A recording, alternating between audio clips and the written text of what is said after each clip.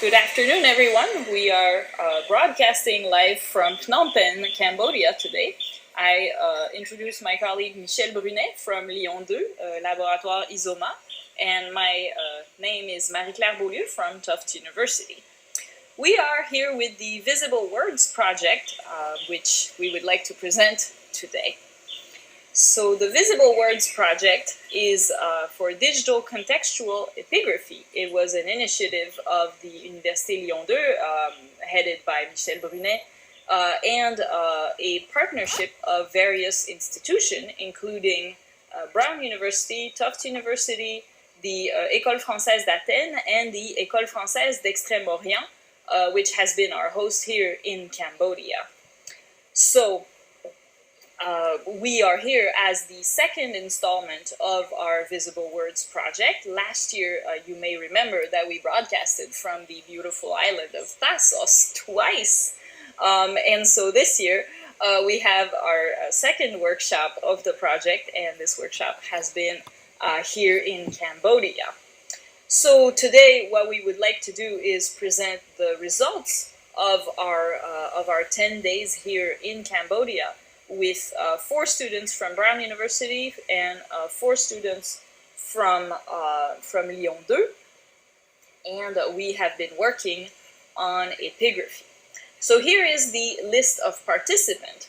So as you can see, we have a vast array of disciplines represented. We have 8 classicists, 2 Sanskritists, 2 Mayanists, 1 Egyptologist, and 1 Archivist. Now you will ask, why the diversity of disciplines for a trip to Cambodia?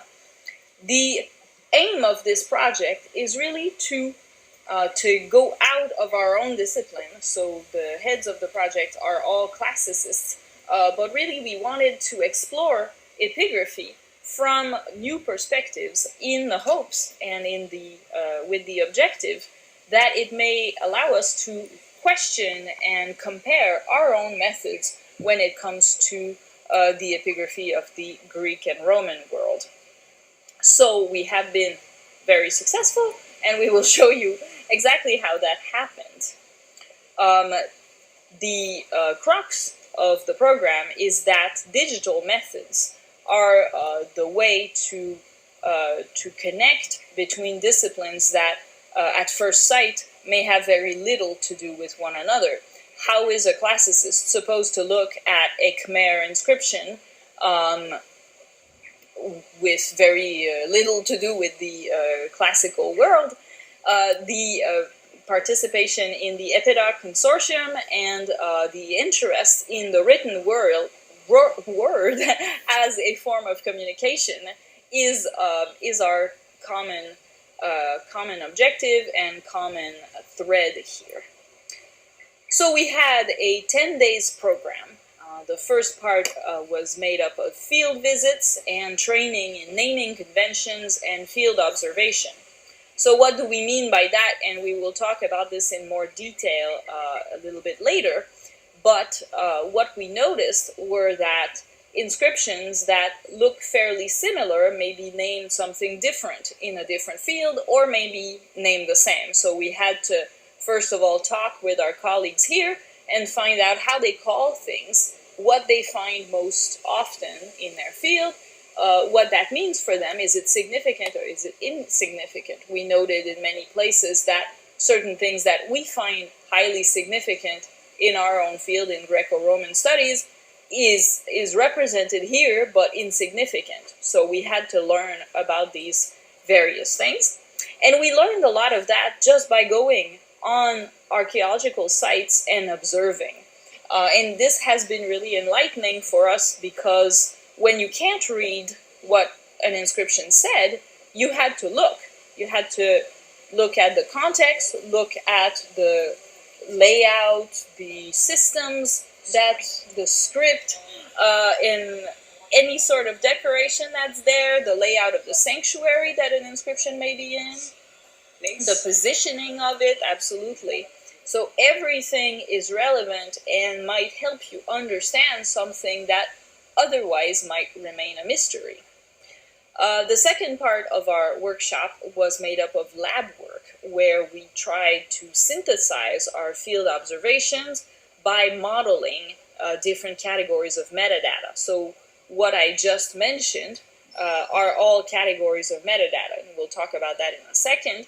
So things like decoration, layout, positioning, etc. are all categories of metadata which we had to try and modelize, organize in order to be able to approach this data.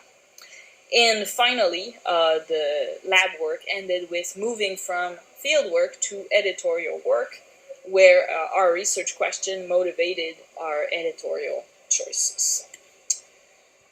So here we made a little story.js, actually Michel did, and it is on the web. We invite you to consult the story of our trip, which you can see on story.js, and you have the link here on the slide. From north to south. Absolutely. The objectives of the workshop. So, as I said earlier, we are collaboratively across many disciplines looking for a methodology that allows researchers to get data from the field all the way to publication. So how do we take inscriptions that are in situ or not, and that we observe in various conditions and so forth? How do we put that data into shape so that we can prepare it, comment it, and finally publish it?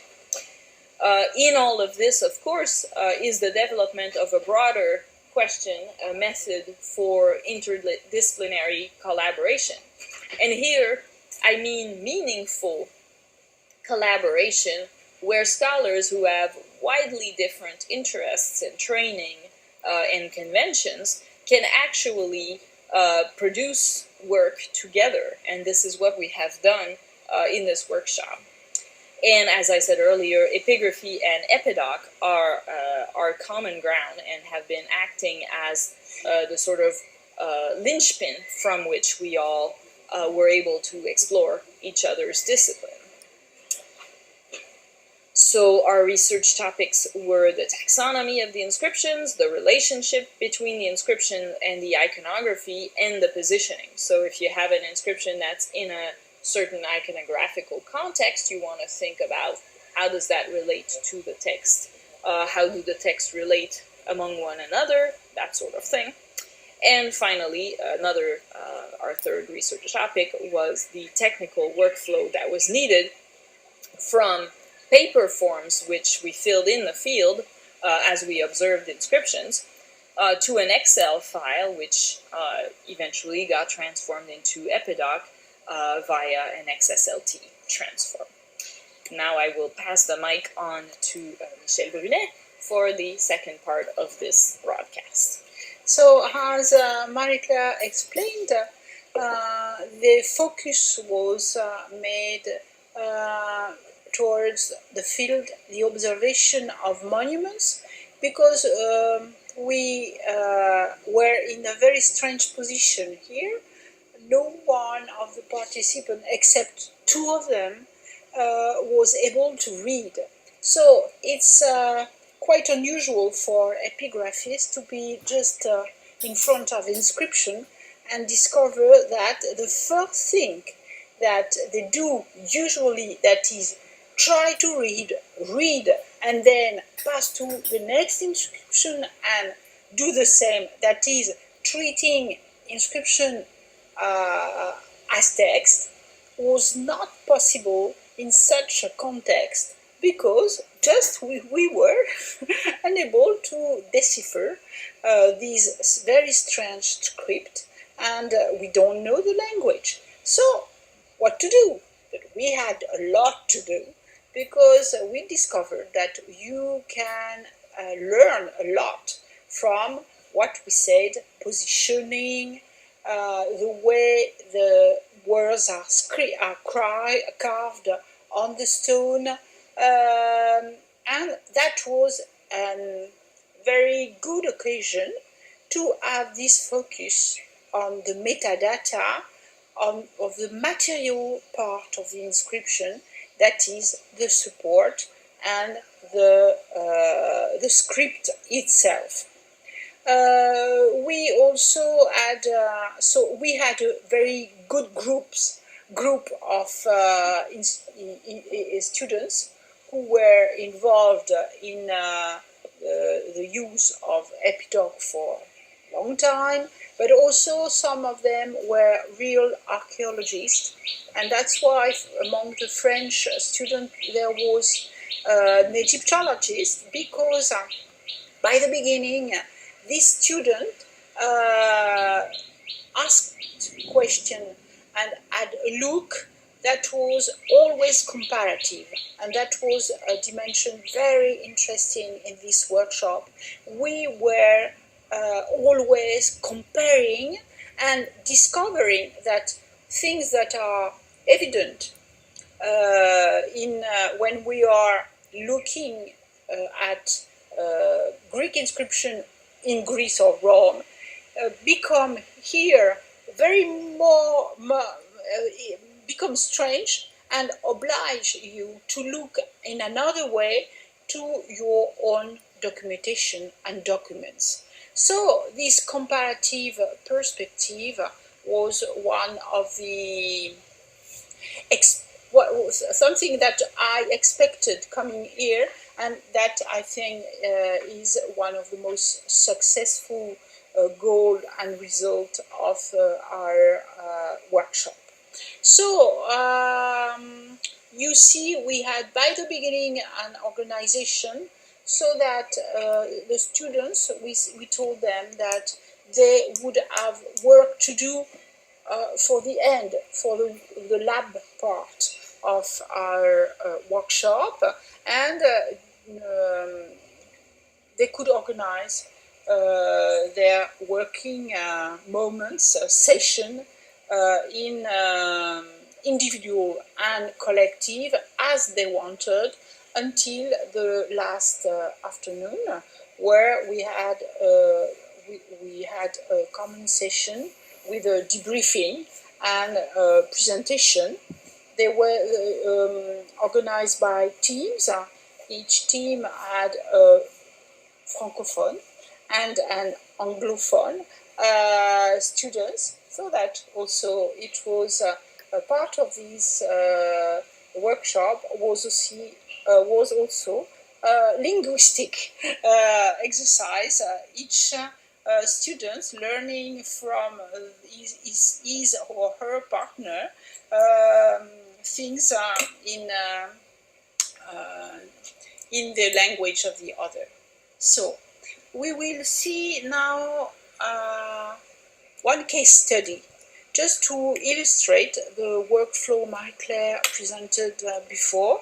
That is how, when you are in the field, that is looking at the inscription when it is in situ or also in a museum,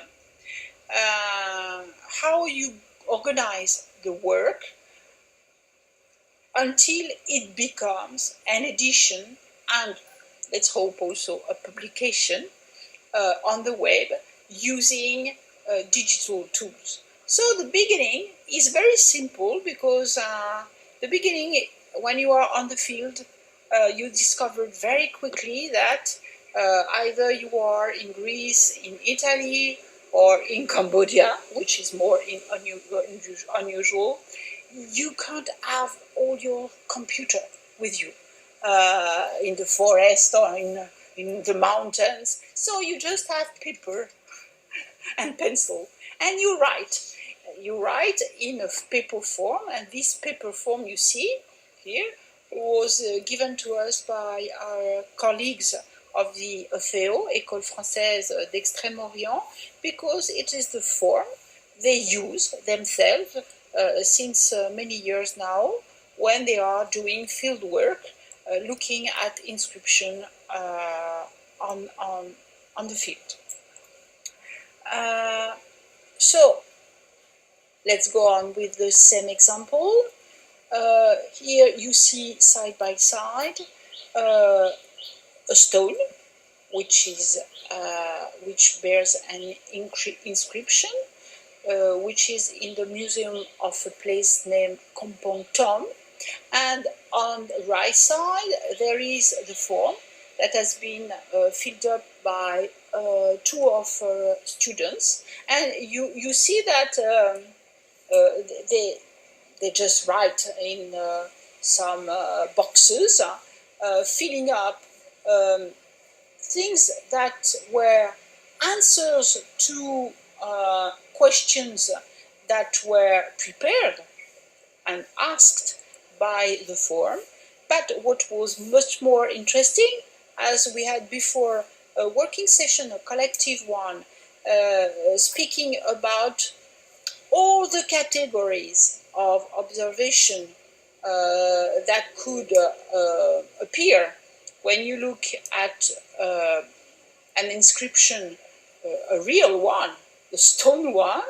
It appeared that they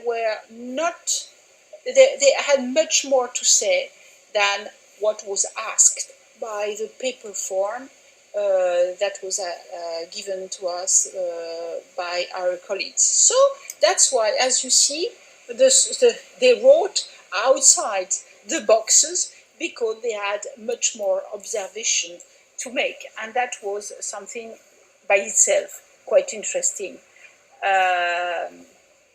We also had the help, of course, of a pre-existing database that is filled up by our colleagues of the FAO since year now. So it's just an Excel file, and they have boxes in which they write the usual information you can ask. And as you see, there we found here some answers to things that we couldn't guess looking at the material. That is, we had the help of Arlo, who explained us to make the difference between the script Sanskrit and the script Old Khmer, that have slight differences, and we checked also that the line we were looking at in the database was really corresponding to the inscription we were really looking at. And when you do this kind of, it's a corpus they are organizing, you have always to check that the information filled in already in the database that have been written by different people during sometimes decennies correspond effectively to the reality of the stone you can see in situ or in the museum. So mixing the information from the pre-existing database and from the form that the students filled out on the field, Emmanuel, who was with us, made an XSLT transform to get all the information already prepared and inserted in an epidoc XML file for every line, every document, let's say, of this database. And now let's see the results, because we gave an assignment how to fill out the file with some details. You can read quite with taking your time if you are interested in, and that is the result. That is, you discover that the epidoc file can be a little improved, adding more categories and more detailed information from all the observations that were made on the field, and even you understand that by people who are not specialists of the language that of the inscription. And I think that for me it's the best result. You as an archaeologist, you have also to look at the materiality of the inscription, and with your eyes you can have a quite good look to inscription in Old Khmer and see things that maybe a Sanskritist who would very quickly be on the level of reading wouldn't have noticed with the eyes of someone who doesn't know how to read. And here it's quite small, that maybe, and it's written in French, so that's two levels of difficulties. But you see that our students filled out quite nicely the information, dispatching them on different lines of their epitaph files. Claire, now you go on with our last final topic. Yes. So, as Michel explained, we had to think about these inscriptions while not understanding the language. And so we did that by working on the metadata in Epidoc. And so, what are things that we noticed as we did that? How did we learn about Khmer epigraphy, not knowing either Khmer or Sanskrit? And how did we learn about this culture and various other points? So, we went to the sites, and the first thing we noticed is the most common places we found inscriptions were on religious buildings. So that has a very easy answer. It seems to be, and we learned that from our colleagues at the École Française d'Extrême-Orient, is that the Khmers tended to have their own houses, and even the palaces of the king, in materials that were not resistant, namely wood and other such biological materials. So temples and other such religious monuments tended to be made out of stone. They were for the gods. So inscriptions that survive are there on stone. They may have had inscriptions on wood, we don't know. But the ones we did see were on religious monuments. So that was our first observation. And that's a very interesting one to begin with. And then when you go to these religious monuments, where is the inscription? We started noticing that they're very, very frequently on the entrance gate. And you have an example here on the picture, slide 17. So we have here an entrance gate of a temple, and even more precisely, the inscription is actually not on the lintel, which is what a Hellenist might expect. We frequently have lintels inscribed in Greco-Roman epigraphy. Here, it's the door jamb that tends to be inscribed, and even more precisely, on the left side for someone coming in. So as you enter the temple, if you look to your left, you will often see a very long inscription. On occasion, this inscription will continue on the opposing panel, but not all the time. So those were all observations that we were able to make just by going into the field, not knowing anything whatsoever about this epigraphical tradition.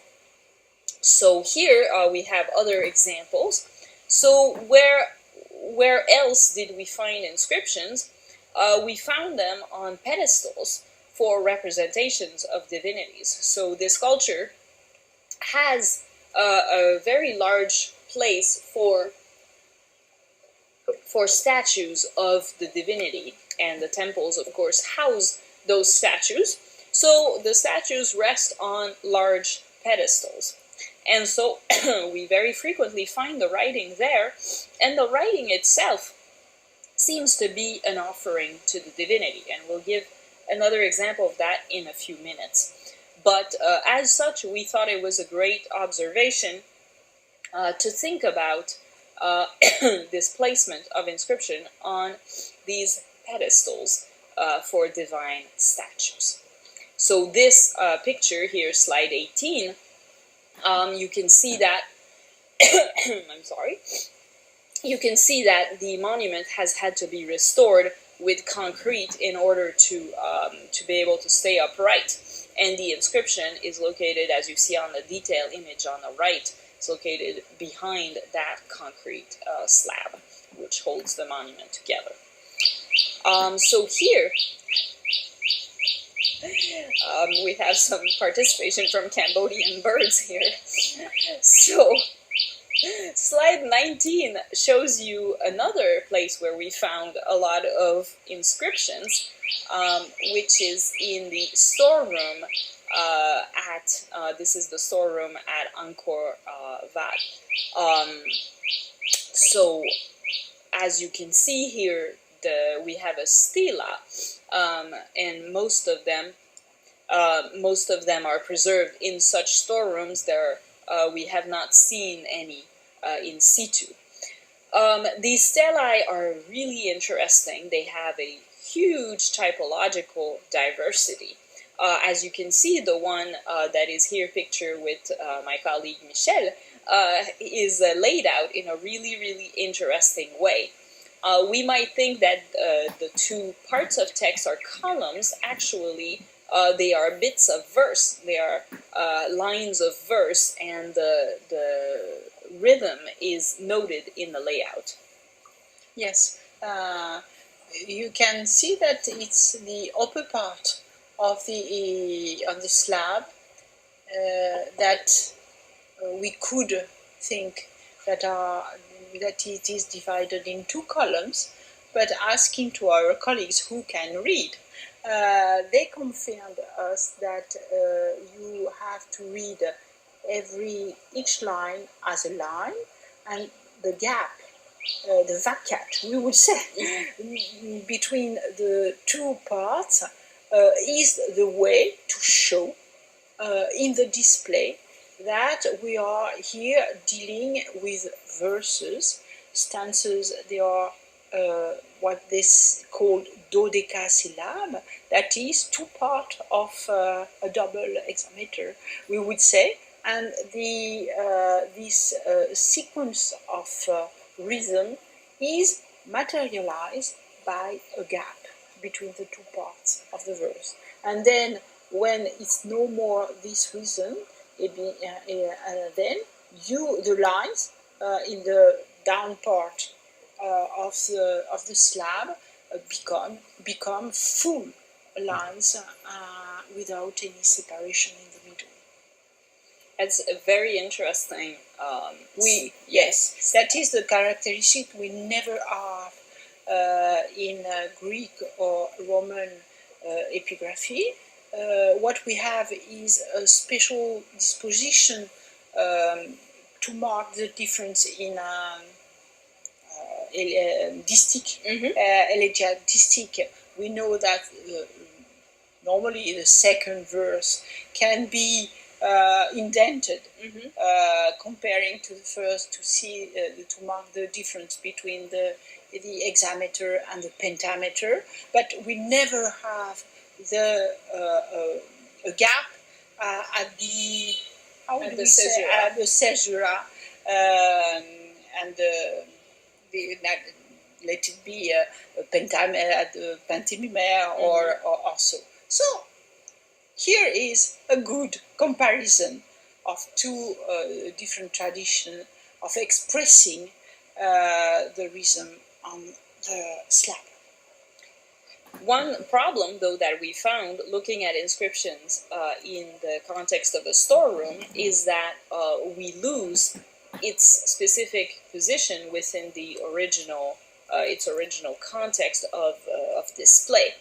And often, as we discussed earlier, the metadata that we have on the inscription is insufficient.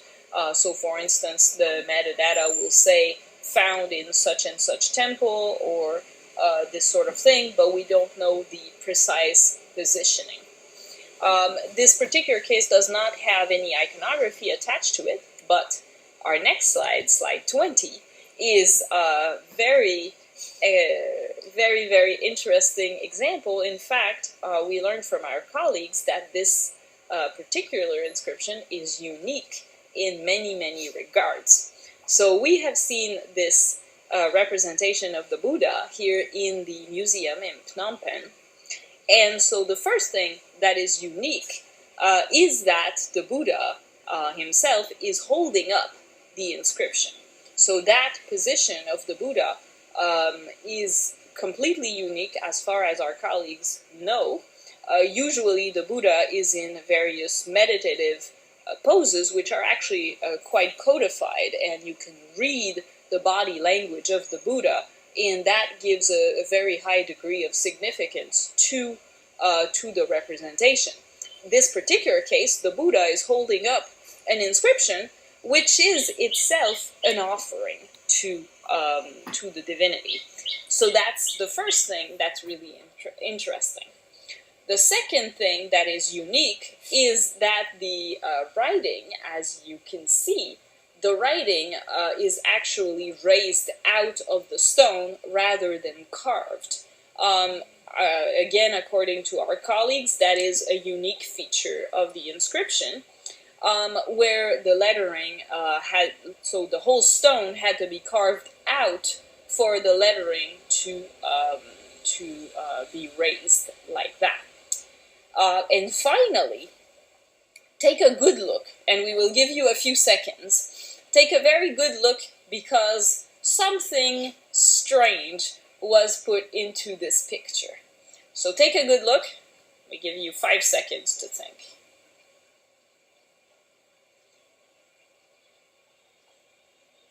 So, the more curious among you might have noticed that the top of the statue, which is the inscription, doesn't look quite like the rest. It looks like it's been inked over. Is it because the stone is dirty? Is it because the stone is a different quality or a different material?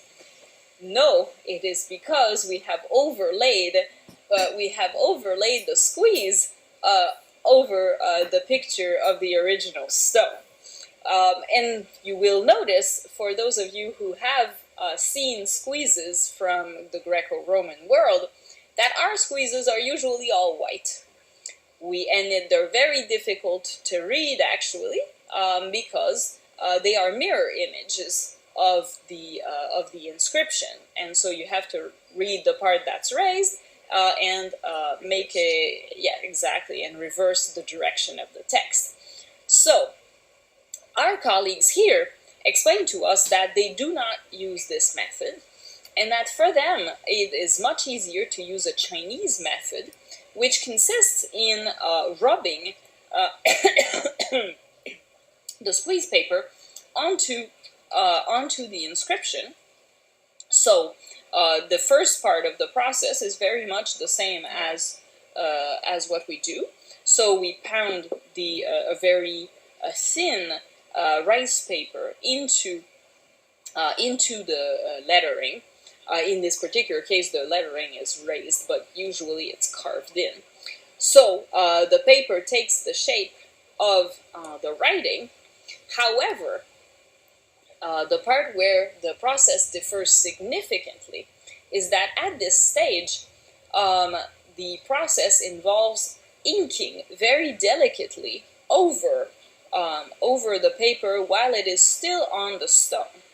And the result is that the letters appear in white. In this particular case, the letters appear in black because, of course, they are raised.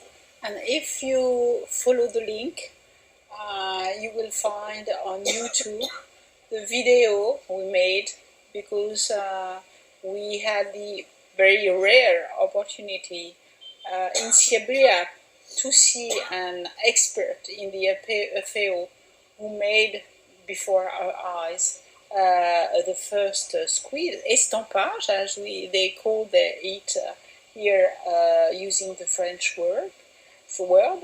And in Phnom Penh, all our students had a workshop inside the workshop, making each one an estampage à la chinoise, ink estampage they brought back home. So we have the videos, and following the link, you will see them on YouTube. So, to conclude our little exposition here of our trip, using an archaeological approach, we observed inscriptions in context. And as we said, those contexts can vary, so whether it's the original in situ context or a new context, whether it is a museum display or a storeroom.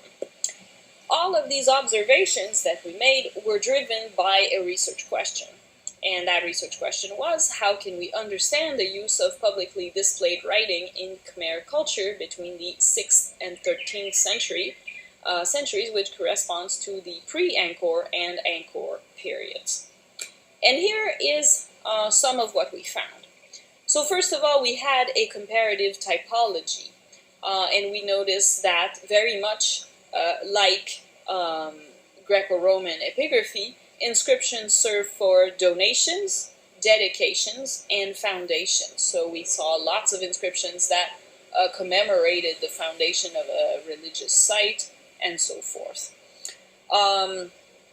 Then we did a typology further that looked at positioning.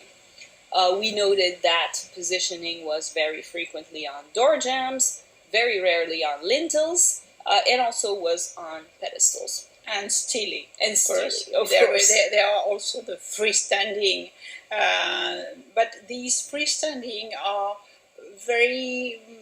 The typology is quite homogeneous. There is not such the diversity we can find in Greek and Roman cultures.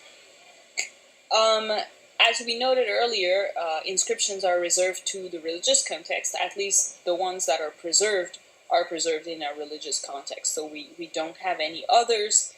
So we saw no funerary inscriptions, which might very much surprise the Hellenist or Romanist here.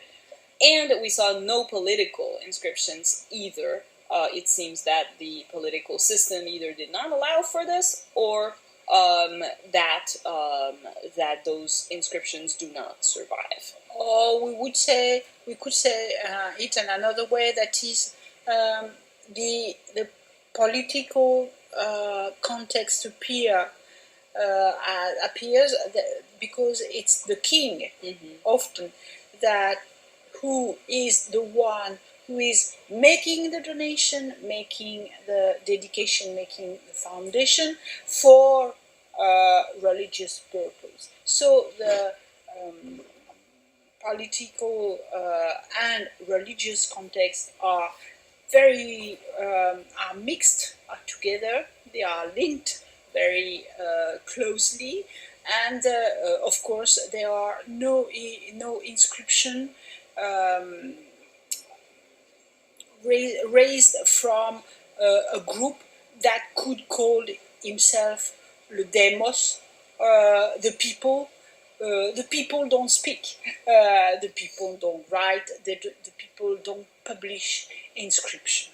And that makes, of course, quite important difference with the Greek or Roman civilization. Thank you very much for listening, and we hope you enjoyed this broadcast. Bye-bye Bye. From Phnom Penh.